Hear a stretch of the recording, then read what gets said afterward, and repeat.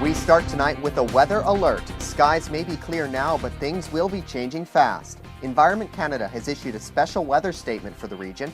10 to 15 centimeters of snow are expected overnight Friday into Saturday. The most snow is expected around the U.S. border. Winnipeg should be spared the brunt of the storm as long as it remains on its current track. We'll have much more on the forecast coming up in just a few moments, but first, the rest of the day's news from Local 19.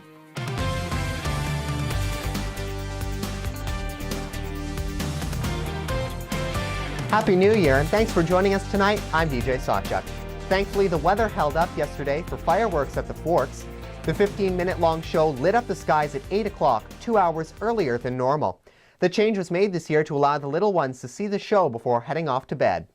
Fireworks weren't the only thing happening at the Forks yesterday, though. Horse rides, live entertainment, and crafts were all held throughout the day. And in New York City, over 1 million people gathered in Times Square to watch the ball drop. This year's ball weighed nearly 12,000 pounds. And at midnight, 1 ton of confetti was dropped into the crowds below. In Sydney, Australia, 7 tons of fireworks in this display of light over the Sydney Harbour Bridge.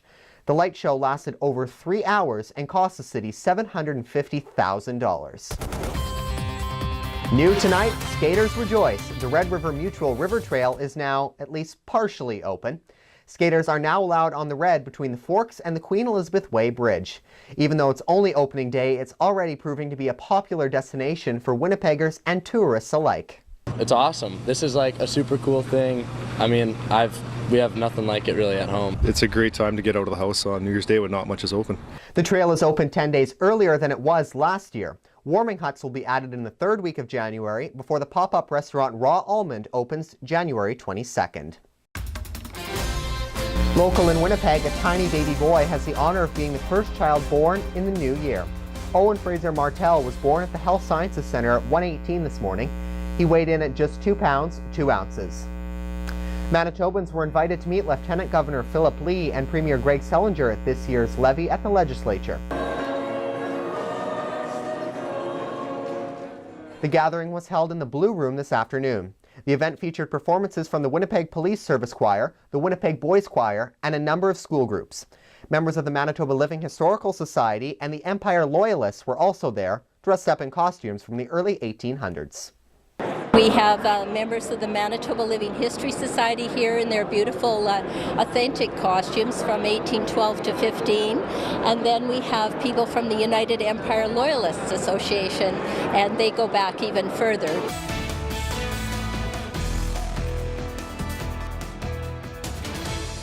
Prepare to pay more when riding Winnipeg Transit. Fare increases came into effect today. Adult cash fare is up 5 cents to $2.60. Bus tickets will also cost you an extra nickel, bringing the total up to $2.25. And if you're buying a monthly pass, you'll need to shell out another $2 for a total of $86.65. A full list of the new fares is available at winnipegtransit.com. And a reminder that as of today, you now need a license to own a cat in Winnipeg. A license will cost $15 a year if your cat is spayed or neutered, or $50 a year if they aren't. Half of the fee will go towards community spay and neuter programs throughout the city. If you're caught without a license, it'll cost you. Fines can reach up to $250. Licenses can be purchased online by calling 311 or visiting the Animal Services Agency in person.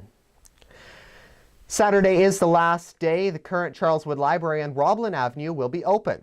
The library will close to allow crews to transition the library's collections to the new nearby branch. During the move, the book return slot will remain available. The new branch is slated to open sometime later this month. It's time now for your Storm Tracker forecast. With that special weather statement in effect, we'll be seeing blustery winds and snow overnight tomorrow. But during the day, we'll see the last of the mild weather for the foreseeable future at least, with temperatures across southern Manitoba in the mid-minus teens.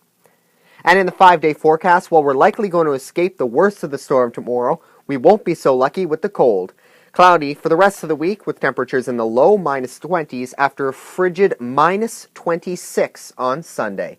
And that is all the time we have for this evening. Thank you very much for joining us. We're always on at local19.ca.